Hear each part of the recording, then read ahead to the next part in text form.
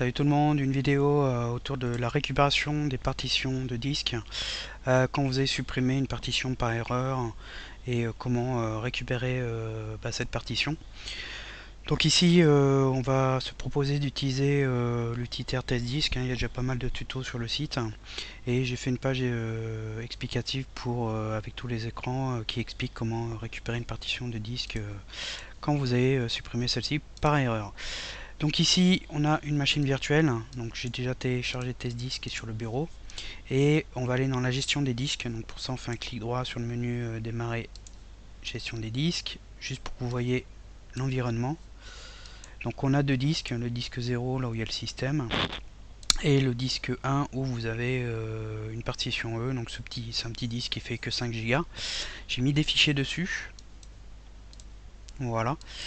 Donc c'est des fichiers de téléchargement, on s'en fiche ici, c'est juste des fichiers témoins pour voir si on arrive en fait à les récupérer une fois qu'on a supprimé la partition. Et donc on va supprimer cette partition là. Hop. Voilà, donc là ça passe en non alloué parce que c'est devenu de l'espace libre, après on peut recréer des partitions. Et donc le lecteur E a sauté, puisque cette partition a été supprimée. Alors au niveau des conseils, évitez d'écrire sur le disque. Parce que plus vous écrivez sur le disque, plus ça va écraser des choses qui sont dessus et moins vous avez de chances de récupérer votre partition en état. Ensuite, dans la majorité du possible, si le disque n'est pas trop volumineux, essayez de travailler sur un dump. Alors sur un des tutos que je mettrai en commentaire, c'est expliqué avec test disque comment effectuer un dump. Le but étant de pouvoir faire ce qu'on veut avec ce dump sans faire d'écriture sur le disque, afin de laisser le disque vierge et maximiser vos chances de récupérer vos données. Donc moi j'ai déjà téléchargé TestDisc, je vous mettrai le lien dans le commentaire la vide. Et donc dans le dossier, donc il est au format zip, faut le décompresser, vous pouvez le mettre sur le bureau, c'est pas très volumineux. Il y a donc le logiciel Photorec qui sert à récupérer des fichiers quand vous avez supprimé ces derniers par erreur, on en reviendra à la fin. Et vous avez l'exe ici, test disque. Donc on le lance, il y a une fenêtre noire qui s'ouvre avec différentes options et vous pouvez bouger sur ces options avec les touches haut et bas ou gauche et droite quand vous avez des options qui se mettent ici. Sinon vous avez des touches raccourcies qui sont affichées à côté de l'option. Donc dans un premier temps il vous demande de créer un log. Le log en fait c'est simplement un fichier test-disque.log, c'est un journal qui enregistre les événements, ce qui a été fait.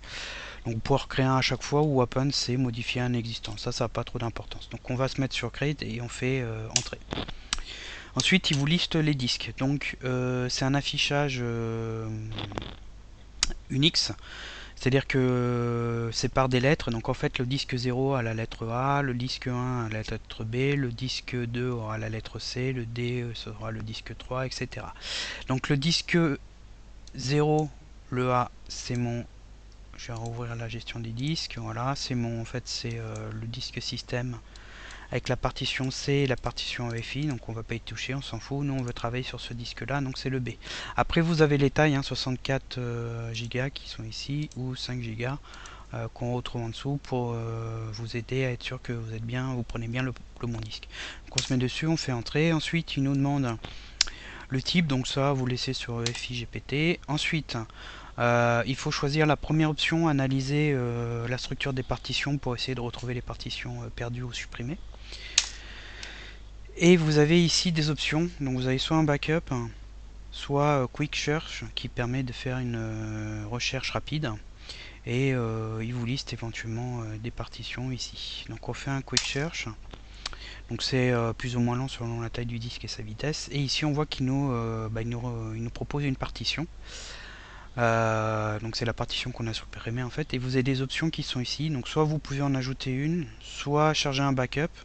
Donc ça c'est dans le cas où on a fait dans la page précédente, quand on a fait une sauvegarde de la partition dans un fichier. On peut changer le type si jamais il ne nous met pas une partition Microsoft mais autre chose, éventuellement on peut essayer de changer le type, et sinon on peut lister les disques, les fichiers, et on voit qu'il nous retrouve bien les fichiers qu'on avait tout à l'heure. Alors après vous pouvez les copier. Donc vous les sélectionnez, vous faites C, et puis il faut choisir la destination. Soit sinon on vient en arrière en faisant Q comme quitte. Et donc ça revient sur la page précédente. Et si on fait entrer, il va nous tenter de récupérer cette partition. Donc après vous avez plusieurs choix, enfin vous avez deux choix. Vous avez soit la possibilité de faire une recherche approfondie si jamais la partition qui vous propose n'est pas bonne ou la taille, etc. Soit vous pouvez l'écrire sur le disque, write. Donc comme je vous ai dit, dans la mesure du possible, essayez de travailler avec un backup parce que plus vous écrivez sur le disque et moins vous avez de chance de récupérer, surtout si la partition au final est corrompue.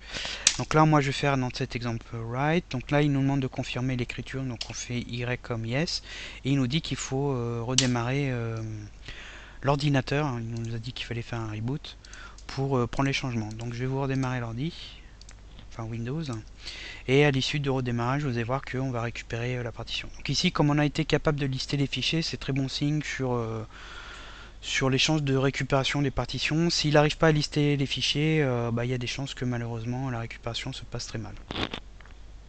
Donc là on va laisser tranquillement redémarrer.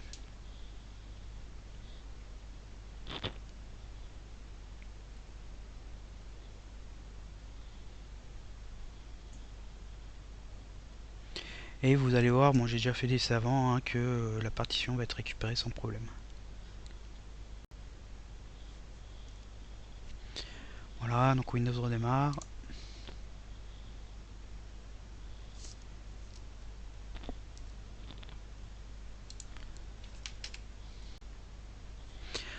Voilà, donc là Windows a presque fini de redémarrer. On va aller ouvrir l'explorateur de fichiers. Normalement, voilà, on a notre disque E et puis on a nos fichiers. Et après, bon, vous pouvez visualiser si les fichiers ne sont pas corrompus en essayant de les ouvrir, mais comme vous pouvez le voir ici, ça ne pose pas de problème.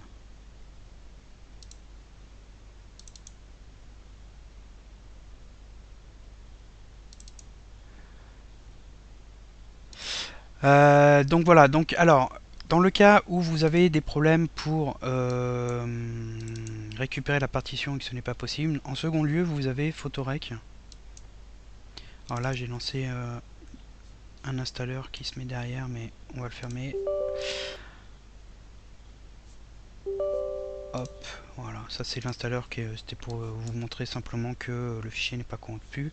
Alors on va pas lancer celui-là, on va lancer plutôt ce Photorec qui est là, avec le Q devant, qui est une interface graphique, c'est un petit peu plus sympa. Et en fait, donc celui-là, ce qu'il va faire, enfin ce qu'il permet de faire, donc c'est récupérer les fichiers supprimés. Donc ça, c'est dans le cas où vous avez supprimé des fichiers. Mais il peut aussi scanner l'intégralité du disque. Et dans le cas d'une perte de partition, essayer de vous récupérer les fichiers. Alors par contre, vous allez perdre les noms des fichiers. Enfin, si l'entête de la partition est endommagée. Et là, dans ce cas, il va falloir que vous renommiez vous-même les fichiers, mais ça vous permet quand même d'en récupérer, surtout si vous avez des fichiers importants. Et en fait, vous avez ici Wall Disk. Donc ça, c'est pour mon disque de 64 Go. Ici, en fait, vous pouvez changer le disque. Et là, pareil, on a Wall Disk. Donc là, admettons que là, on a récupéré la partition, mais si je vais la resupprimer à la limite.